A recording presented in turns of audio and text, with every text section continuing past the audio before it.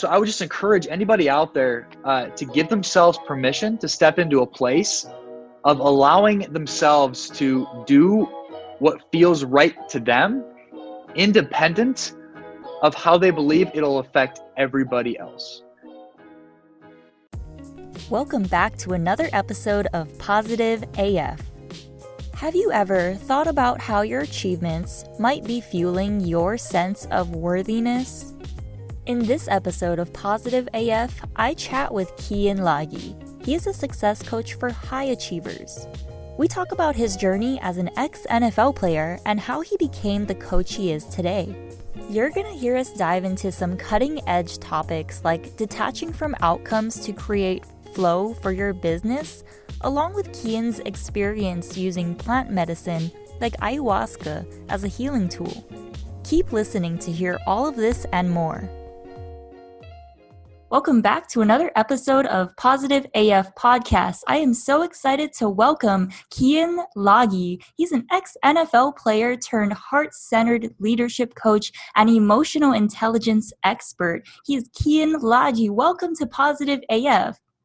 Yeah, Des, here we I'm go. excited. Yeah, I'm excited to be here. We got some great out there discussions to be had today, so I'm excited to be here.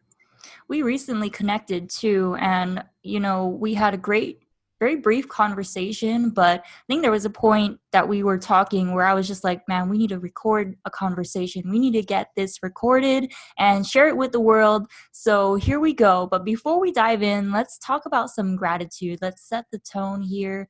Keyen, what are you grateful for right now? Yeah, I'm just super grateful, one, for the opportunity to be here on this podcast. I'm super excited.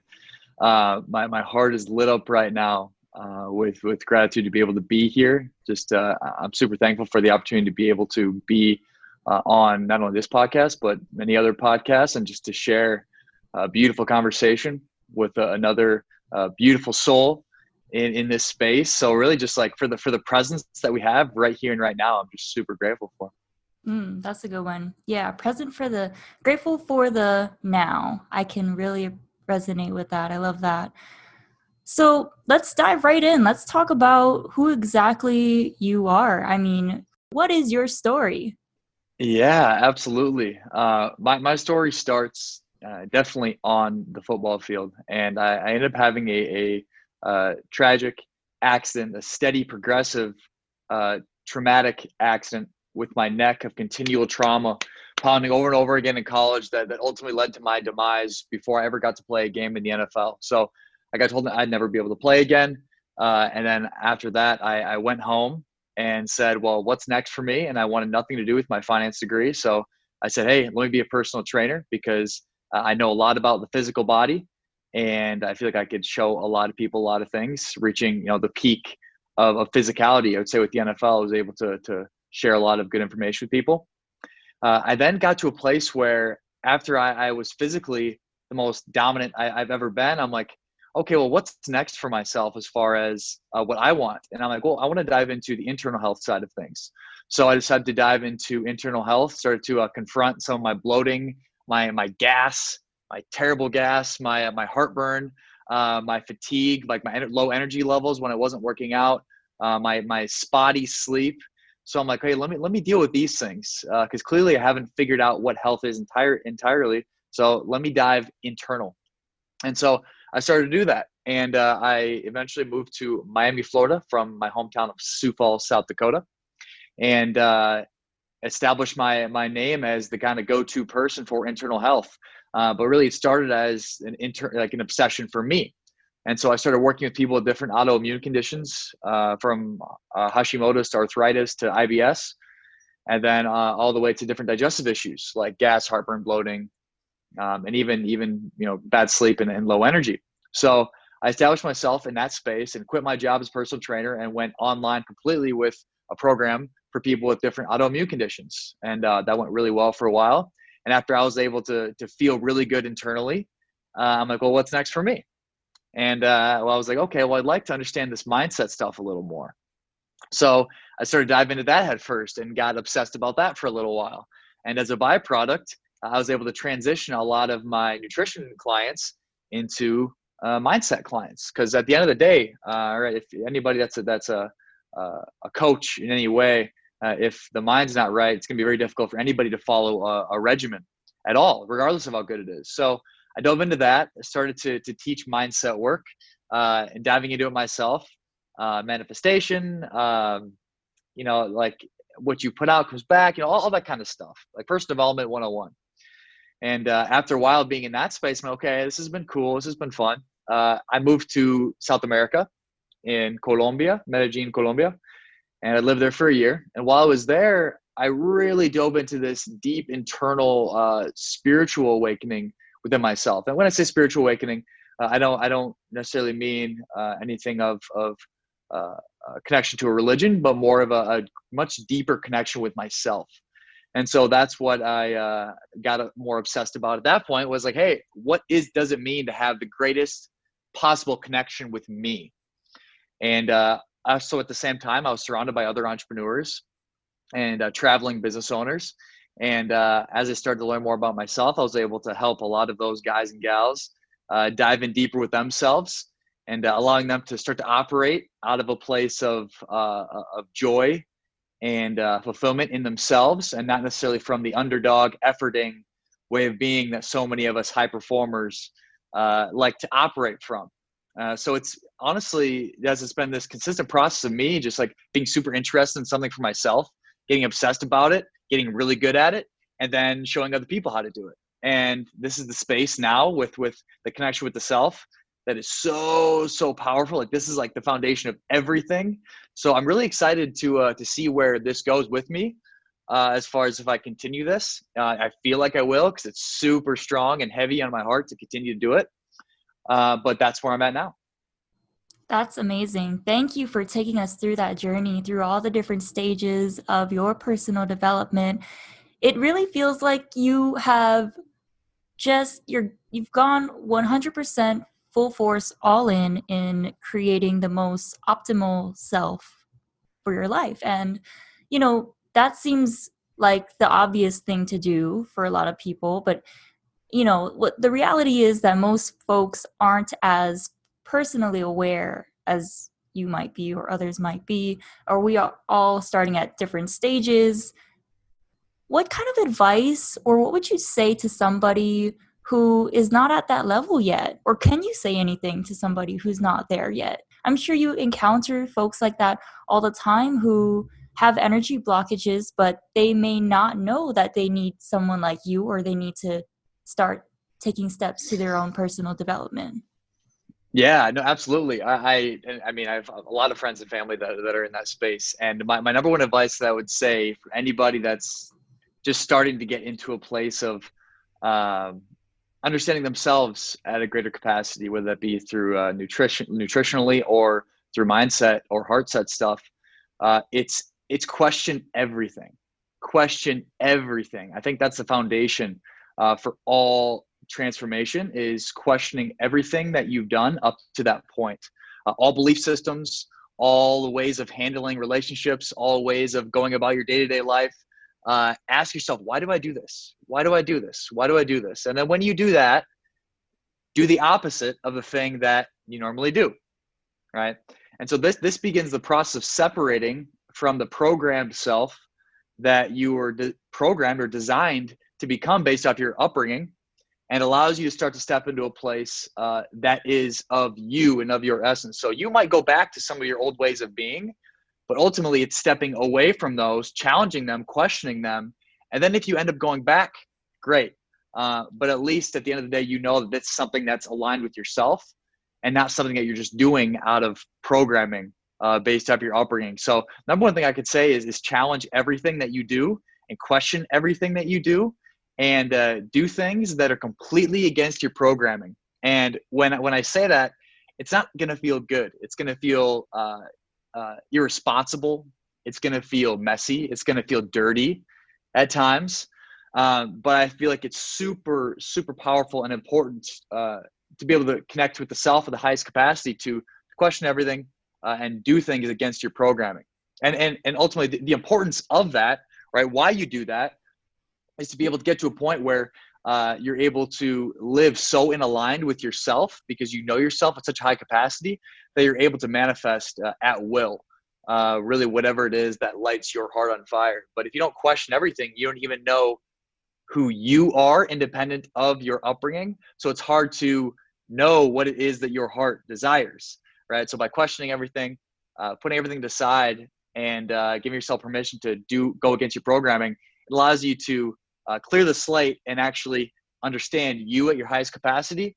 And getting in alignment with the self is the highest level of manifestation. So you start to bring in money, you start to bring in a relationship, you start to bring in success, if those things are something that you desire from a place of ease and not from a place of trying. I love that. Everything that you're saying makes so much sense. We're hearing a lot more the concept of unlearning, which really goes back to everything that you're saying, that things that we have been taught, not to say that our parents were wrong, there's no right or wrong, but just to say that there might be a different way of doing things than what we were originally programmed to know. So yes to all of that. My next question is there normally a correlation between main energy blockages that you see more than others, or is everyone really unique in the challenges that they face? I think fundamentally, they're very similar, but obviously the way that people get to those things are very diverse.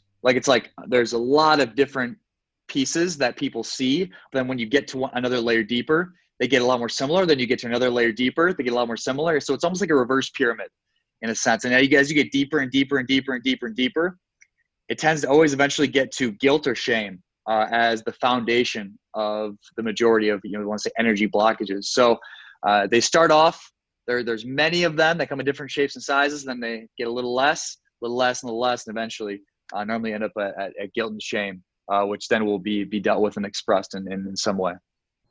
Wow. Yeah. I mean, just thinking about all of this, it's like, do we really take enough time to think? Nobody teaches us this, as far as like we all have to. I mean, it's becoming more and more common knowledge, so to speak, but the work still needs to be done. And for folks to even get to that point, it's hard work, just facing yourself and saying, hey, I might be wrong in these areas, or I could improve. And I think a lot of that has to do with soul versus ego. Can you speak to that a little bit? Yeah, soul versus ego. Oh man, that we could probably have a 5-hour conversation on that.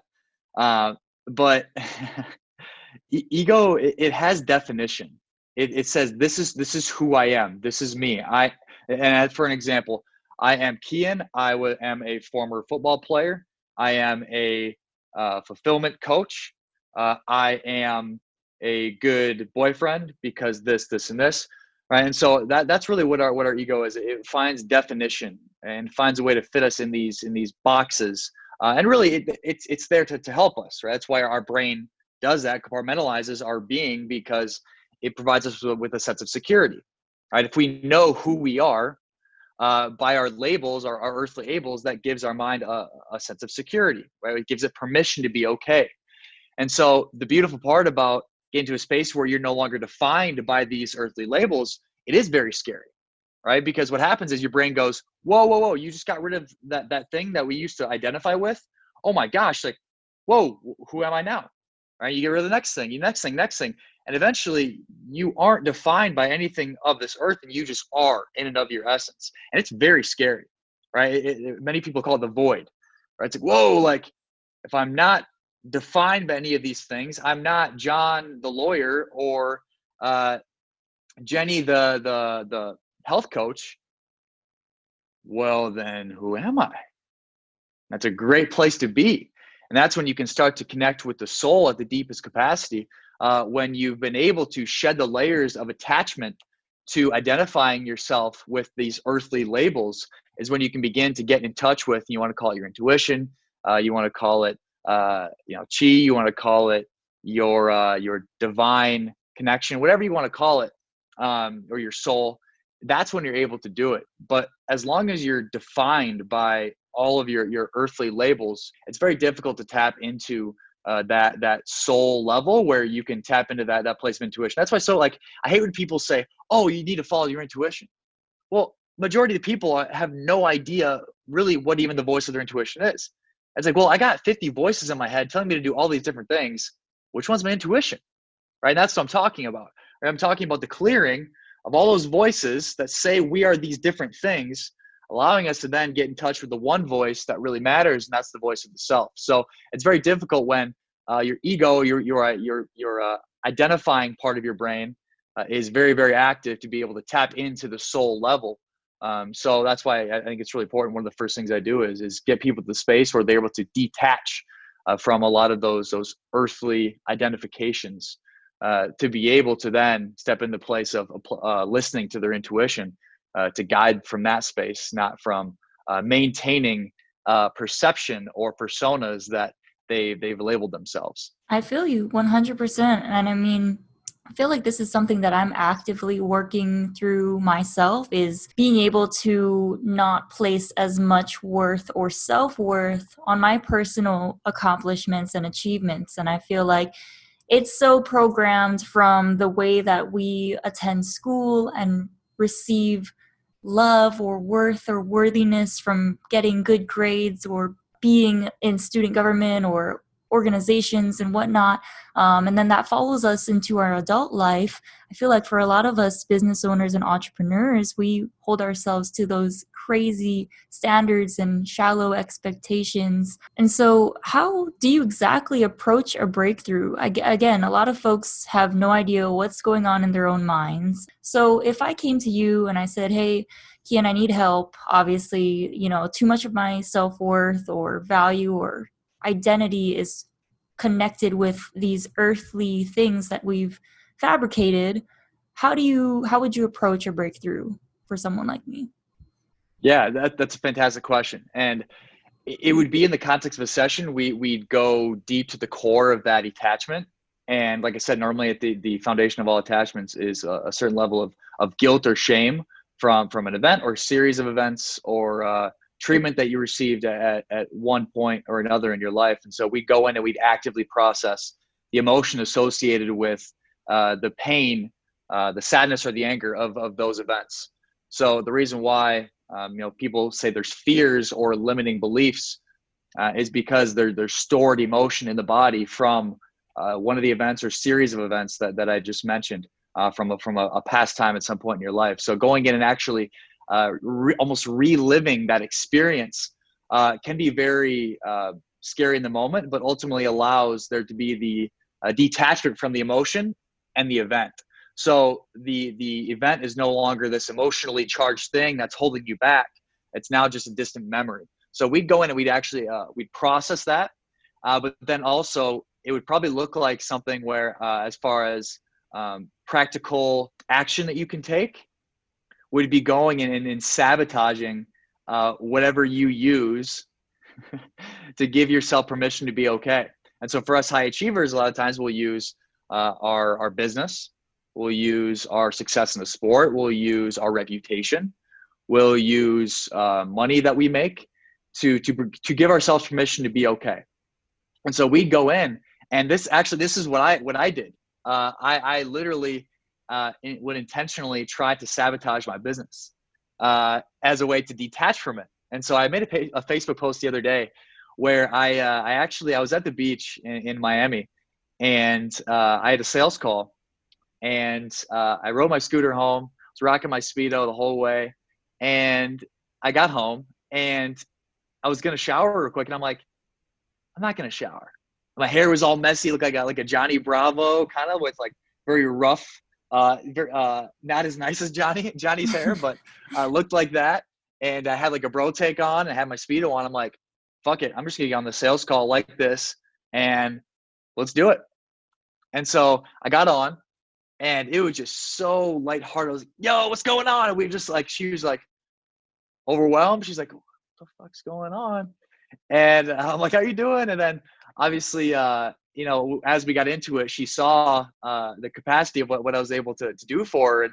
And it would just ended up being such a lighthearted, powerful experience where I was just like just saying obnoxious, ridiculous stuff, but we connected at such a deep level that I mean, I love all my clients, but she's I love working with her. She ended up being one of my best clients, which is really, really cool. So doing things that go against what everybody says that I need to do that could potentially ruin my business or ruin my reputation, I'm doing. Even things like, I remember there was a time when I had a conversation with a guy, business owner. We were on a sales call, and he we got to a point where he was kind of getting like frustrated with me, and we were having a yelling match, and he told me to fuck off. And he's like, "You can't talk to me like that." And I'm just yelling back at him. I'm back line. I'm like, "What are you doing, Keyen? What are you doing?" But just flowing. I'm like, "Nope, let's go." And I was like, "Oh, you can't." He's like, "I've been in sales for 10 years. Like, you can't, you when you're on a sales call, you don't talk to somebody like this." And then I'm like, "I'm not a fucking salesman, right? Because I'm not a salesman. Right? I'm just me." And that's how I get people to work with me. And we were just going back and forth for literally like 30 minutes. And after that 30 minutes, the tension was at its peak, just going back and forth. And he stops. He sits there, gives me kind of a weird look. I'm like, what's he thinking right now? And he goes, "You know what, Keyen? You're right. For you to sit on this call for 2 hours with me and stay with me in this space, I got a lot of respect for you, and I trust you. Let's do it." Okay. So literally one of the best things I can say that people can do is just tap into that place of what feels best for you.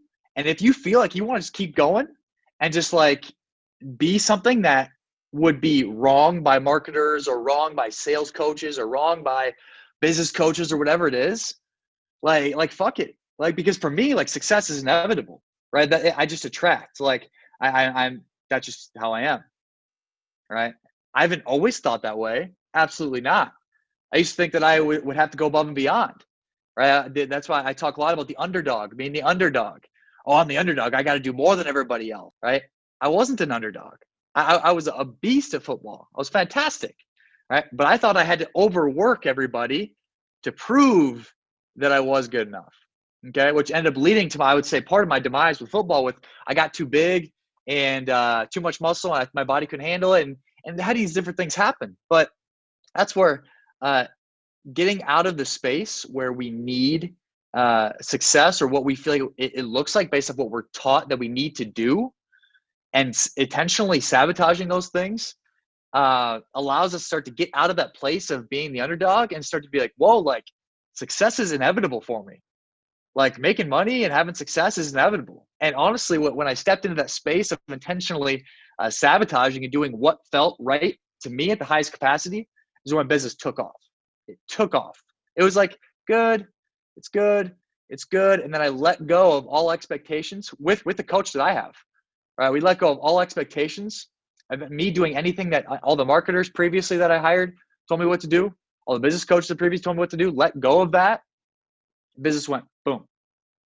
So getting to that space where, we don't rely on our reputation, rely on our success, rely on the money that we make to give us permission to be okay, allows those things to come in at a much higher capacity with much less effort without having to be the underdog.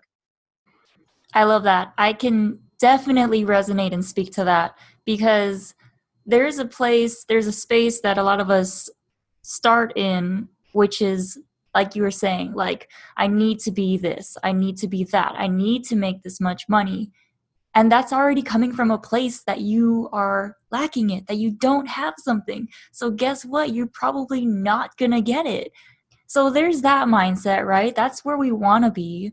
But can you tell me about a time where you encountered a challenge in carrying out your mission? I mean, you already mentioned, somebody completely cussing you out, but then it sounded like they took a turn because they realized, like, wait, he realized, like, nobody has ever talked to me like this. Nobody's ever showed me straight up what it is. He probably encounters a lot more people who just tell him what he wants to hear.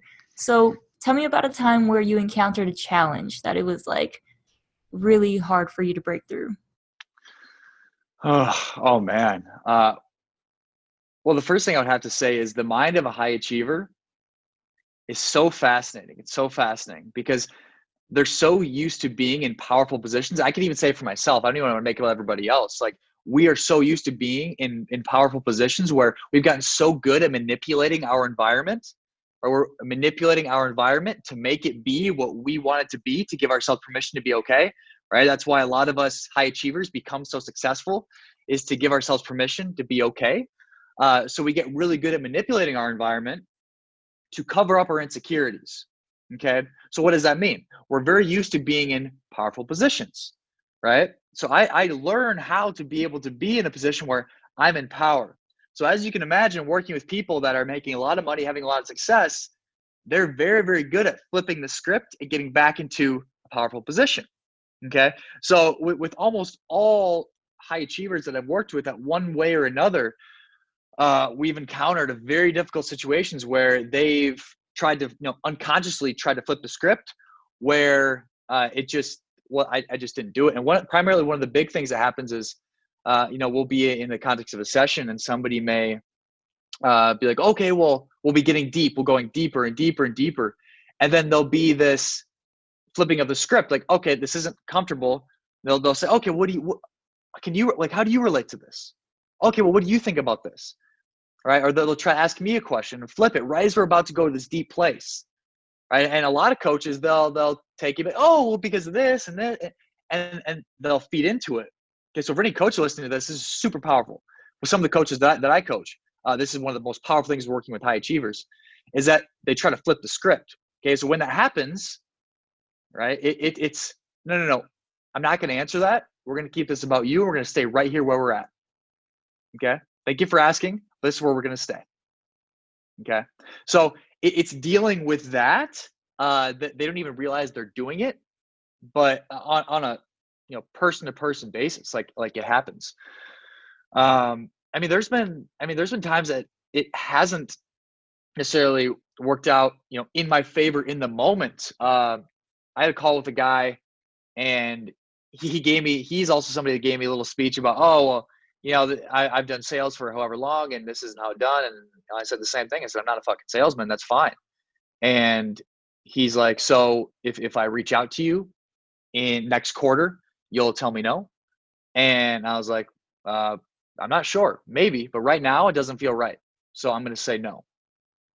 And he's like, okay, all right, fine. So I'm going to reach out next quarter, and I'm going to see if you work with me or not. I said, okay, that's fine. So we haven't talked since, and now next quarter would be the first quarter of this upcoming year, 2021. But nothing's came of that, right? So I don't know. I feel like I've gotten to a point now where I just kind of say what is true and right to me, and it doesn't faze me as much anymore. So I don't know if there's that much of the emotional attachment to it. But I would say that situation with the fuck you back and forth, I think that was a pretty big deal. That's the time it was. It was a super big deal to me at the time. Yeah. No, it sounds like it. And in the other example that you just mentioned too, it's a lot of retaining your energy and being true to yourself, whether that be saying fuck you or just, not saying anything at all. Amazing. So we talked a lot about how you help other folks, and I kind of want to look inward a little bit and how we have to do a lot of the self-work. There's a lot of different ways that we can do this, a lot of different practices. What are some of the practices that are your go-tos? Yeah, I'm glad you brought this up. Gal, what practices are not my go-tos? That's a better question. I feel like there's so many different things that I've tried. But one that I'd like to talk about that doesn't get talked about enough, and I feel like there's little negative associations with it, but are super, super powerful, is plant medicines. I've experimented with psilocybin, magic mushrooms. I've experimented with ayahuasca, and I've also used MDMA therapy as well. It's a form of ecstasy used to be able to treat PTSD and social anxiety and other emotional and mental disorders. So all of those can be fantastic tools to be able to understand the self at a higher capacity and connect with the self at a higher capacity.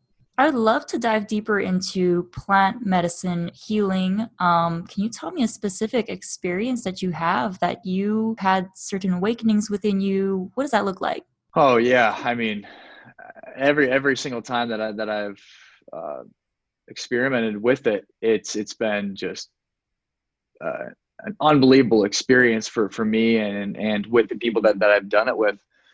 But one in particular that really sticks out to me was an ayahuasca experience. If anybody doesn't know what ayahuasca is, it's an ancient plant medicine that the shamans from the tribes in South America would prescribe people with different mental and emotional disorders. It's a very, very powerful medicine. A shaman is like a medicine man of many of the Aztecs and the Incan empires. And so this plant it's a root and it's combined with water, and the shaman serves it to you, and it's a form of a psychedelic. And when you take it, you go and you have your own experience. So you go to a retreat center or whatever it is. My experience was at a retreat center, and so the people had sleeping bags set up all around, and you wait till 1 o'clock in the morning to take the medicine, and you take it, and then you go back to your sleeping bag, and you lay down, and you have your own experience. There's maybe somebody 5 to 6 feet away from you, but you're in your own space and experience. And so how it starts is you take it, you sit down, you lay down, and it's a very they call it the mother medicine. It's a very motherly type of plant, but also can be very aggressive at the same time. And so what happens in the beginning, the majority of the time, now everybody's experience is very different. They say based off whatever you need, the medicine will give you at that time. But my experience, this particular time, which is very common, is a purging process, and that is here and also back there at the same time. So they say it clears out the body of a lot of toxins. And so after about 15, 20 minutes, it starts to gargle up in your stomach a little bit, and then everybody has a puke bucket as well. And so there's normally a purging in some way. Some people's purging experiences are much more intense than others, in the front and the back, depending on the person. And so I went through that experience where I purged, and normally after the purge it kicks in the psychedelic experience. This experience in particular for me was extremely powerful because I would consider my upbringing. Now, there's a lot of things that were behind the scenes that I've had to work through, but on the outside looking in, my upbringing was very good compared to the majority of people I would say that I've met. And so as I got into this experience, I started to lose a little sense of reality, right? I'm like 50% in reality, now 40%, 30, 20, 10. And then all of a sudden I arrive at a gate. Okay. That's what this psychedelic experience was. I arrived at a gate, and it was, the mother ayahuasca, they say, standing there with a king type of figure. And they say, "Are you ready to experience this?" And I'm like, "Experience what?" They're like, "This is exactly what you're looking for." And I said, "I don't know what it is. Can you tell me?" And it says, "No, you have to step into the gate." And at this point, I'm like 90% in and 10% out, where I'm like 10% like still aware that I'm having a psychedelic experience. And so I'm like, okay, fine. So I step inside, and it goes black. Everything goes black. And I start to get this kind of anxious feeling. I'm okay, what's going on? I say, "Hey, what is this?" And the voice goes, "Remember, this is what you asked for." And I'm like, okay, all right. And it starts to feeling a little more darker, and more anxiety and more anxiety and more anxiety. And it's building and it's building. And I'm like, "What is this? What's going on?" He's like, "Remember, this is what you asked for." I'm like, "What is this?" And then the voice says, "There's a certain level of hell that you've never experienced in your life, that many of your clients have, that you can't relate to them right now until you experience this." Crazy. And I'm like, makes so much sense. Okay, let's do it. And I could go deep in the story. And actually, the crazy part is I use my experience that I had through this psychedelic experience in the context of my sessions sometimes to take people to a certain place that they need to get to experience a certain level of emotional trauma that needs to be expressed. So that's one thing that I got from it. But literally, I experienced hell, and I was bawling and crying, and just like, actually in real life, just like bawling. And I lost all sense of it being a psychedelic experience. I was completely immersed in it. And it was literally the craziest level of hell that you could possibly imagine. And I was yelling. I remember yelling like, no, no, no, I can't believe people experience this. I can't believe people experience this. This is terrible. I can't believe this. And then I was just going deeper and deeper into it. And then there was a moment hit when I completely surrendered and said, okay, this is just my eternity. I'm experiencing this for the rest of my life. Okay. And the moment I did that, it pulled me out. Right? It took me completely out of it and said, you've learned what you need to learn. Crazy. But it wasn't until I accepted it for what it was, right? I literally accepted this is what you're going to experience for the rest of your life in that moment. And it pulled me out. And so it was so powerful for me just to be able to experience that. Like I still like feel at such deep level what that experience was like. And so I feel like the empathy that is there now for people that have experienced that is just so profound and powerful. And it's actually a beautiful metaphor for how the healing process actually works, and that the healing is through the feeling and accepting what is as being okay, whatever that is, allows for healing to take place inside of you. And it's normally in life when we accept the deepest, darkest parts of what we're experiencing as being okay and just accepting it as being what it is, that we begin to make the transition up and out of it, right? But most of the struggles that happen in life are from the refusal to accept whatever is that we're experiencing as being okay, because we're feeling so much guilt for feeling certain ways, and we're feeling so much shame for certain ways of that we're feeling, that we never give ourselves permission to experience it as it is and be okay with it, and just accept it. And so there was a lot of beautiful lessons that I learned from that experience. But my ability to empathize at a much deeper level, the metaphor that came from it, and then also my ability to implement it. I've done it for multiple meditations that I've taken different people through to go to that place and experience it and be able to come out of it. And I could keep going on different lessons associated with that. I could go all day about it, but yeah, it was just such a powerful, powerful, profound experience. That is powerful. That was moving. I feel like you took me through such a journey. You took us through such an experience. And thank you for being vulnerable. Thank you for sharing that. And I mean, I really do appreciate you sharing this because, we're not trying to say, everybody's going to go out and try this now and get the same experience. No, but, it is definitely helpful as an option for healing. And this is what you might be able to receive from it. Everybody will Yeah. have a different experience though. So just wanted to put that out as a disclaimer. And I think what you received from it is, as you said, everybody's going to receive what they need in that current moment. I think that's a good way to wrap it up, man. That was so powerful. That there are a lot of golden nuggets here. I do want to throw it back to you to call upon the audience now to take action in some form or another to promote positivity in their own lives. Yeah, absolutely. And two, I'd like to add that disclaimer as well a little bit. Yeah. And I would only recommend stepping into that space if you feel pulled or inspired to, right? If it's something inside of you that's like pulled to it, then put an ear to it. And even when you put an ear to it, it doesn't have to be something that you jump into right away. What they say is that it's normally a progression of that. It'll get closer and closer into your life, and then finally you'll be presented with an opportunity to be able to do it when it's right. So I would not recommend it for anybody that feels like they should or need to, or it feels rigid or not right. I would not recommend it. And also at the same time, I want to say, just like any of a lot of healing modalities and methods that people use, it's a tool. And I feel like a lot of people use it as an end all be all. They use it as a destination rather than what it actually is, which is a method to be able to experience another realm of understanding, and having it just be that as it is, and being okay with that. So there's a couple things that I want to throw in. Absolutely.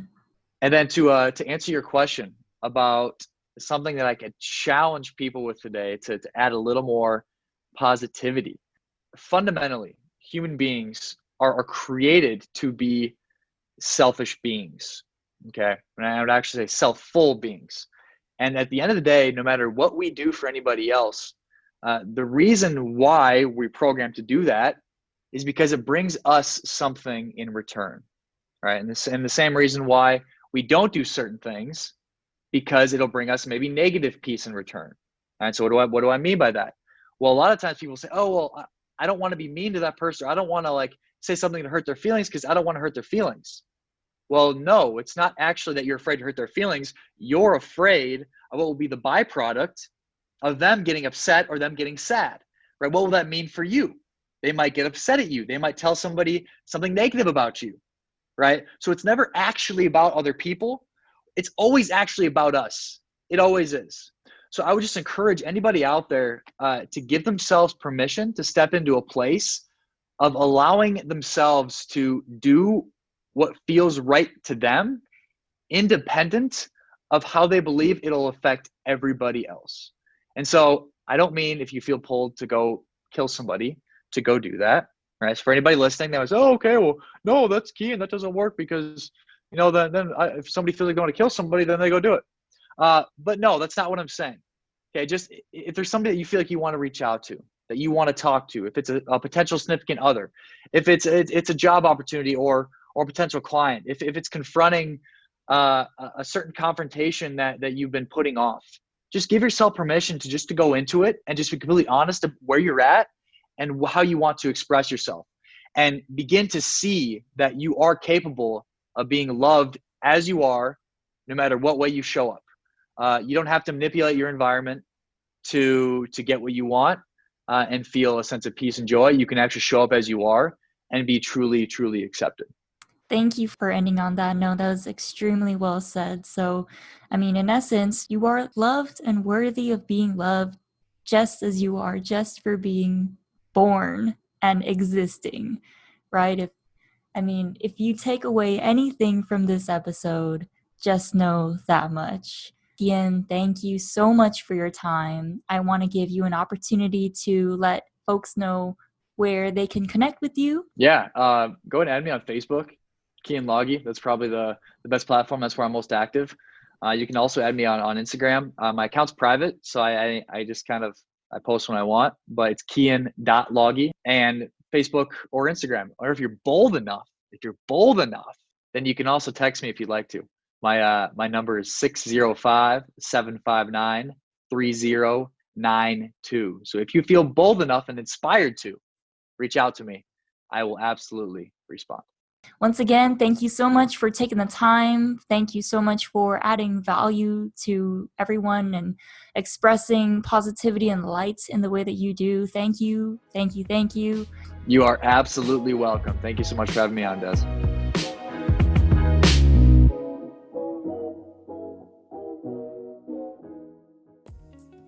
Thank you so much for lending me your time today. If you found a moment of Zen through this episode, I kindly ask that you leave a review on iTunes so that this message might reach more people. For daily positivity and to join a community of awesome humans, follow us on Instagram at ThePositiveAF.